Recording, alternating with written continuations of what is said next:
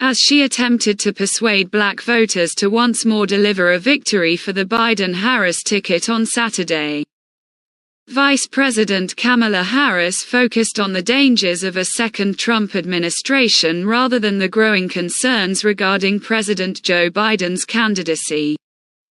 During a moderated conversation at the Essence Festival in New Orleans, Harris claimed that former President Donald Trump has, openly, expressed his intention to be a dictator on day one, if re-elected. Calling the election, possibly the most significant election of our lifetime. The Biden campaign is working to revive a portion of the coalition that helped propel the president to the White House in 2020. And Harris will make an appearance at the annual Black Music and Cultural Festival. According to exit polls conducted by CNN, Biden won black voters in 2020 by 87% to 12%. However, Trump has recently made inroads with the crucial voting bloc. In a May-released New York Times, Siena College poll of battleground states, Trump won more than 20% of black voters in a two-way race with Biden. This would be a record number of votes if it translated into votes in November.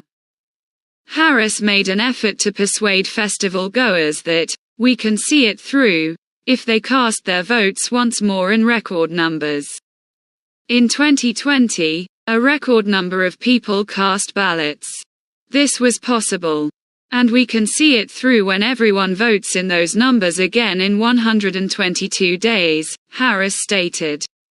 Following the president's poor performance in the CNN presidential debate last week, the White House has struggled to quell concerns regarding the president's mental fitness and the viability of his campaign in recent days.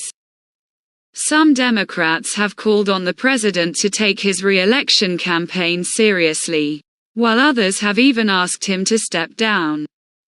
Biden has maintained his defiance, declaring to reporters on Friday in Madison, Wisconsin, that he is completely ruling out withdrawing from the race. According to a recent CNN poll conducted after the debate, Harris leads Biden in a hypothetical race against Trump, and many people see Harris as the obvious candidate to take Biden's place if he leaves. In the meantime, some Republicans are hoping that Harris won't run for president because they think Biden would make it easier for Trump to get back in the White House. However, Harris has defended Biden on multiple occasions, and earlier this week, CNN reported that the vice president and her staff purposefully ignored most of the calls and texts coming their way, reiterating that she will remain by his side. Because the moderator did not specifically inquire about concerns regarding Biden's re-election campaign, the vice president was able to avoid discussing concerns within her own party on Saturday. Other Biden surrogates at the event, on the other hand, confronted the issue head-on, pledging their support for the president and reassuring voters that he will not change course. Representative Joyce Beatty argued that a single debate should not cause Biden to withdraw from the race. The Ohio Democrat stated, "We've all had a bad day," and later added, "Don't stand in front of this president by turning your back on him." Maxine Waters, a California representative, emphasized, "Biden is not going anywhere." Waters responded, "We're focused on Biden," when asked if she would back Harris, a fellow Californian, if the president were to withdraw. "We are focused on the fact that we anticipate that he will continue, in addition to the fact that he has performed well."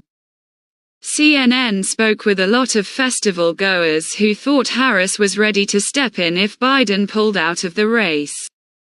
However, voters ultimately stated that they would vote for the Democratic nominee in November. "Maintain the ticket as it is.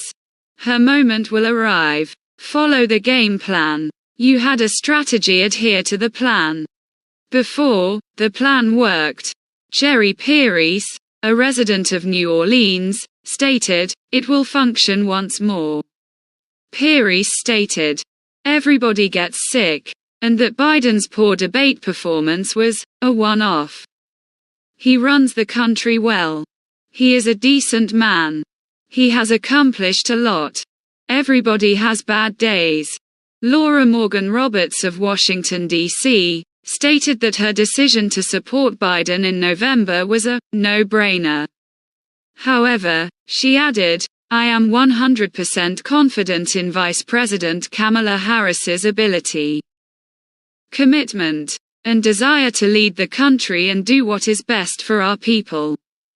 It just seems like they aren't giving Biden a chance," said Michelle Buxton of Chattanooga, Tennessee, to CNN. Buxton stated, "I think it almost seems personal that we're here working together. They should not bring him down, in my opinion.